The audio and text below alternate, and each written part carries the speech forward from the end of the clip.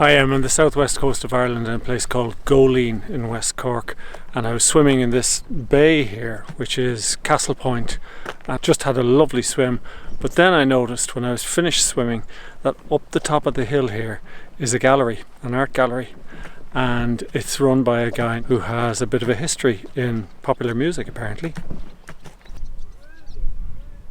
The gallery shows the work of one artist, this man, Keith Payne. When I called by, Keith was cutting the heads off sunflowers to gather the seeds for winter bird food. It's under there, you see, look. I'm going to leave a few up for the birds to take naturally. At one point in his career as an artist, Keith designed and built props for bands like Pink Floyd and Rolling Stones. Unable to resist, I asked him about one of the most famous sets in rock and roll. Did you ever see Spinal Tap?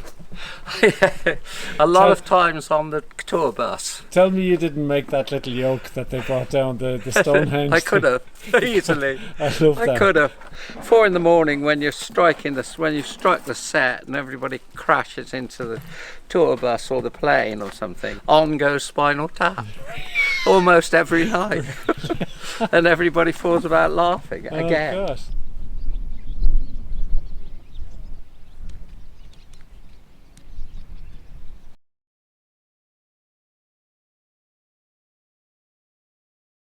Being on tour with rock bands allowed Keith to visit various countries where he could nurture his interest in ancient art. Very, very ancient art. This is in Kosovo. This is just a cave site with some very, maybe 2000 BC, and some much later rock art here. And there was a bear in this cave, which was a bit scary. Do you remember the first piece you did that led you to believe that you were good? Yeah, I was in a quarry. I used to love drawing rocks.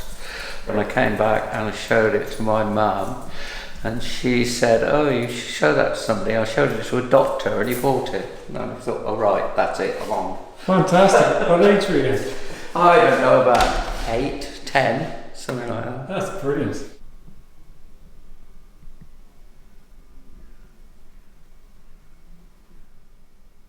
This piece here, this is about the emergence of visual language from the very first signs of it in South Africa, way back 2 to 3 million years ago, right through to the Ogham.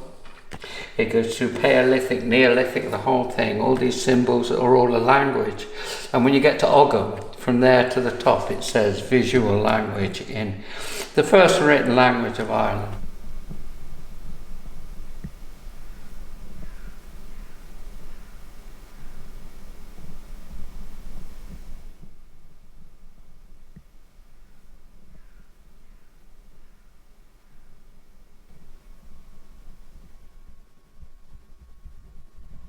So this is an interesting piece.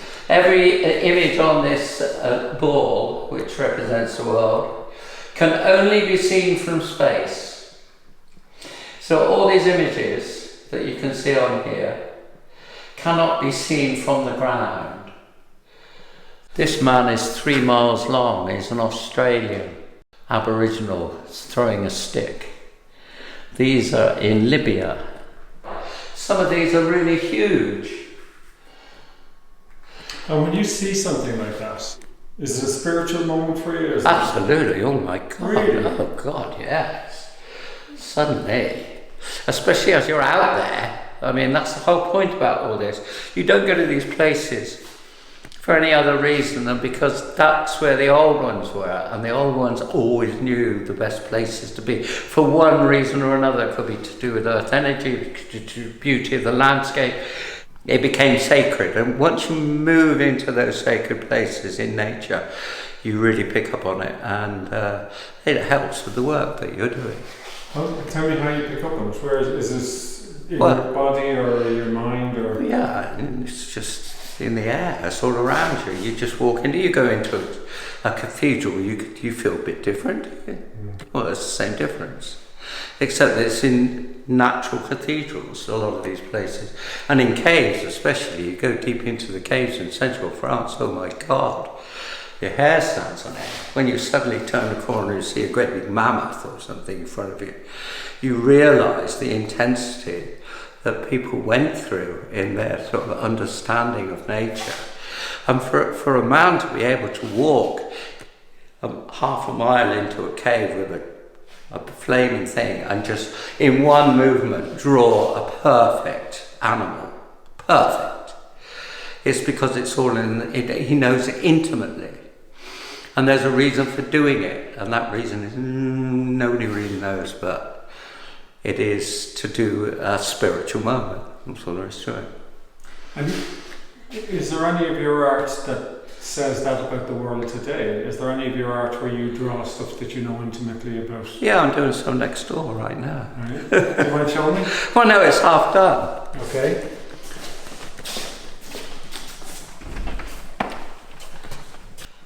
That's going to have a small group of people walking through that landscape. I'll tell you why, because that landscape isn't going to be there for very much longer, and neither are the people that are walking through it, I fear.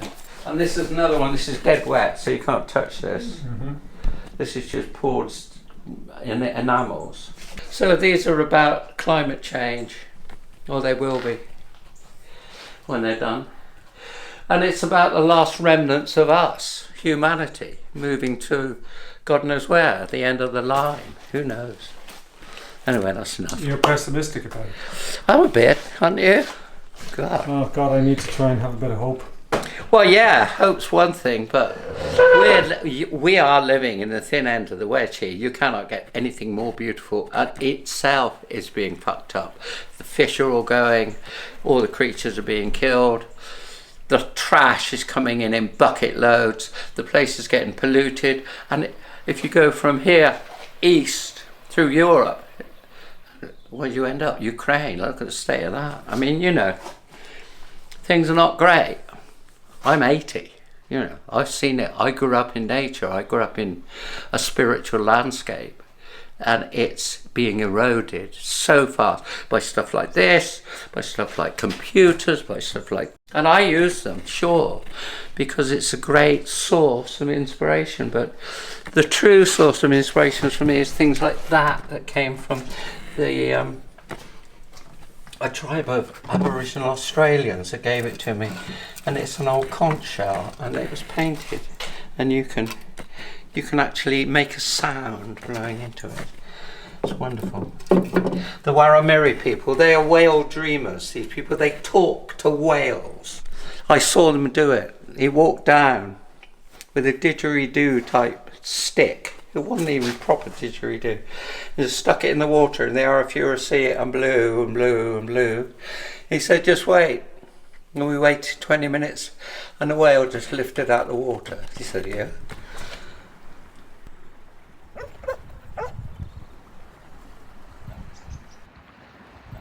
Keith Payne, artist, Castle Point, West Cork.